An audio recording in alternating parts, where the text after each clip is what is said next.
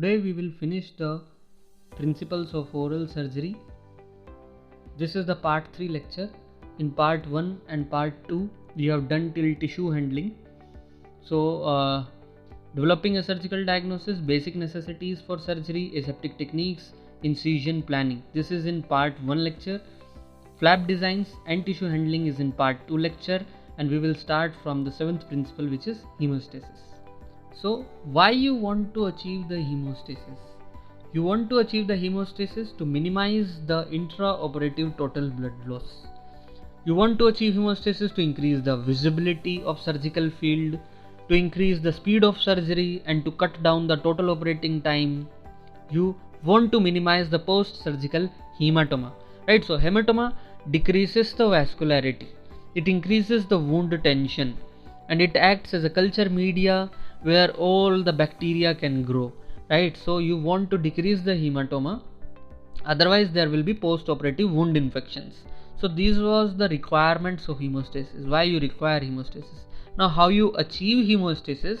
So no effort should be spared to minimize the blood loss, and it can be achieved by number 1, right? Number 1, assist natural clotting process by applying pressure on the bleeding vessel or by a hemostat. So you have to apply pressure, right? Cotton, you take cotton or a gauze sponge and you apply pressure for 20 to 30 seconds for a smaller tiny vessels, and you have to apply 5 to 10 minutes of continuous pressure for a large vessel.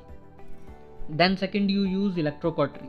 So electrocautery will thermally coagulate the blood vessels and will prevent the bleeding. You have to take care that you unnecessarily burn the surrounding soft tissues, right, while using the electrocautery. Third is suture ligation. So suture ligation, whenever a large vessel is cut, the ends of the large vessel is grasped by the hemostat, and using a non-absorbable suture like linen suture, you ligate the ends of the vessel. Coming to the fourth point, which is pressure, right? Pressure means compressive dressing. So you can give a compressive dressing. Many times there is oozing over a large area. There hemostasis is difficult to achieve. There you directly use a folded ribbon gauze, right? You use a folded ribbon gauze, you stabilize it over the wound, you secure it with the sutures, and you left it for the place for 2 to 3 days. Coming to fifth point, which is use of vasoconstrictors. You can use epinephrine, you can use commercially available thrombin, collagen gel form, you can use gelatin sponge, and etc. for hemostasis. Then we comes to the 8th principle of oral surgery, which is dead space management. So before you go in management, you must know what is dead space. So dead space is basically the area that remain devoid of tissue after closure of the wound, right? After wound closure, the area which is devoid of tissues is known as dead space. So dead space are usually filled with the blood, which delays the healing and predisposes it to infection. How you can manage this dead space? So you can manage it via suturing all the tissue planes. So suturing all the tissue plane means multiple layer suturing. You have to do multiple layer suturing from the depth to the surface.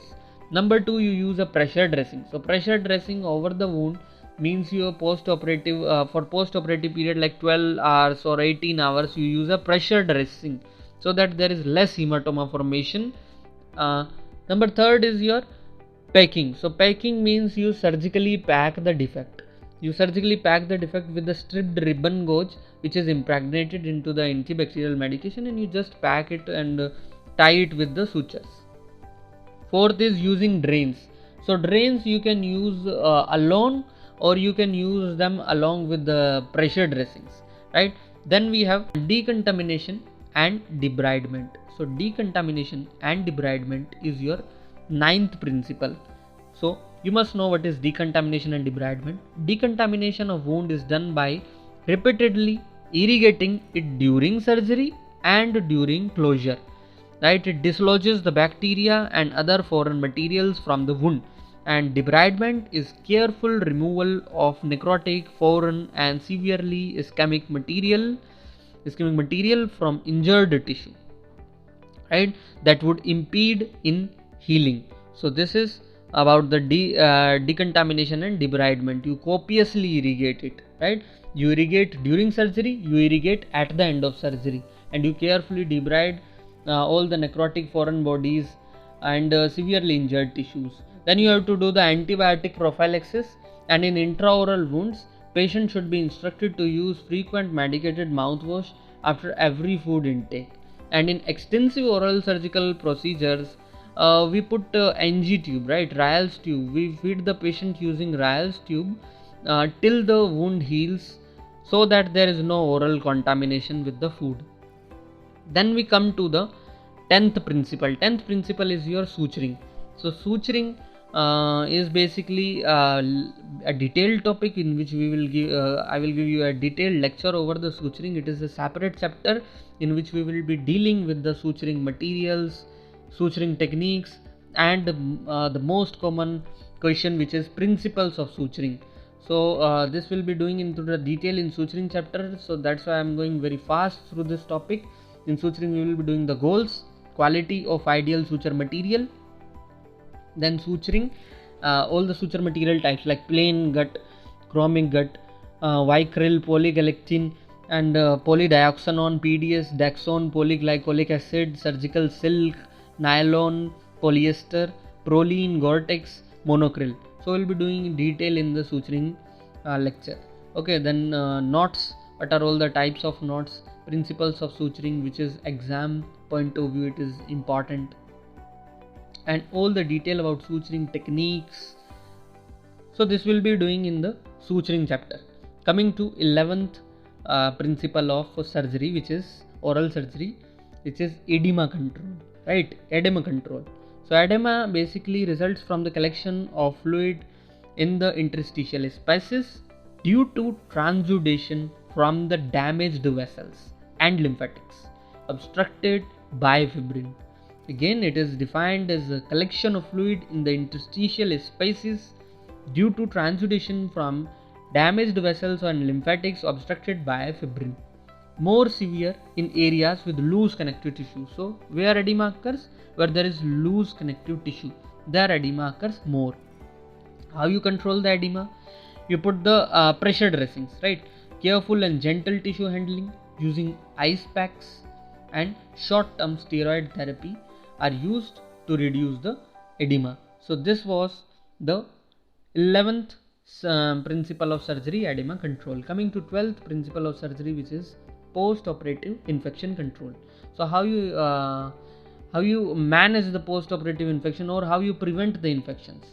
You prevent it with giving the antibiotic prophylaxis, right? You give local antibiotic therapy, your local chlorhexidine mouthwash, right? So all these things are used to reduce the post-op infections. Then coming to the post-operative instructions. Instructions are the integral part of surgery. Instructions should be in a simple language so that patient can understand and accompanying person can also understand the instructions. And it should be given verbally, or it can be given as a written. In ambulatory patients can be given to the patient, but patient who are in the general anesthesia, it should be given, instructions are given to the accompanying person. Coming to 13th principle of oral surgery, which is general health and nutrition. Basically, proper wound healing depends upon the patient ability to resist the infection. It depends upon essential nutrients and to carry out the reparative cellular processes. So before surgery, you evaluate and optimize the patient's general health status. So you have to evaluate and optimize the patient's general health before surgery. And the last principle of oral surgery is your post-operative care and follow-up. Surgeon's responsibility does not cease with the completion of procedure. Good aftercare and follow-up is necessary to prevent the complications and to see the patient make satisfactory recovery. So here I finishes the principles of oral surgery. I hope this will be beneficial to you. Thank you all.